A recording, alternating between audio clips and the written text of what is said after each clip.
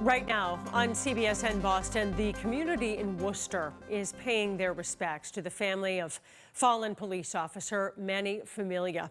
There have been long lines outside the church where his wake is beginning right now. Officer Familia lost his life trying to save a teenager from drowning last week. It was an unspeakable tragedy. He was a beloved father of two.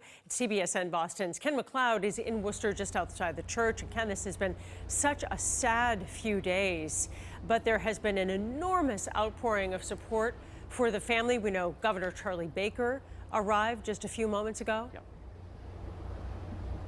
Yes, he did. As a matter of fact, he was the first one in the civilian line that went into St. John's Church here. And Paula, as you mentioned, what we're witnessing here is a solemn but proud tradition whenever a first responder like police officer Manny Familia makes the ultimate sacrifice while on the job. Now, civilians actually were starting to go into the church just a little before 4 p.m. to pay their respects. The line here is about 100 yards long, and as you mentioned, it was led by Governor Baker.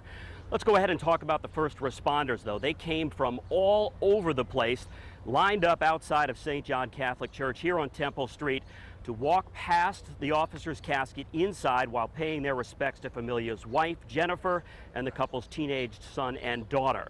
This is what first responders are talking about when they call their professions a brotherhood. And most of these folks are going to be staying through the funeral mass tomorrow. By now, we all know the tragic story of Worcester police officer Manny Familia.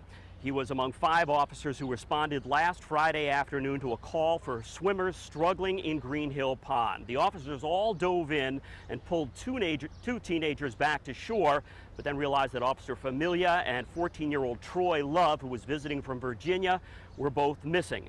Divers later found their bodies. Now, Familia was living his dream to be a police officer after signing on to the force in 2016. Comrades all say the 38-year-old did his job with both compassion and humanity. We are back here live now, and I can tell you that visiting hours for the officer were supposed to begin at 4. They actually began a little bit early, and first responders actually went into the church well before that. Visitation will continue through 8 o'clock tonight, although I have a hunch there will still be quite a line outside, and I assume they will all be allowed to pass through the church if they're in line by 8 o'clock. Keep in mind, the funeral mass itself is at 10 o'clock tomorrow morning, Paula, and there are all sorts of road closures in the area and parking restrictions, so if you're planning to come out to pay your respects, you certainly want to check those online before you show up here. Live from Worcester this afternoon, I'm Ken McLeod for CBSN Boston.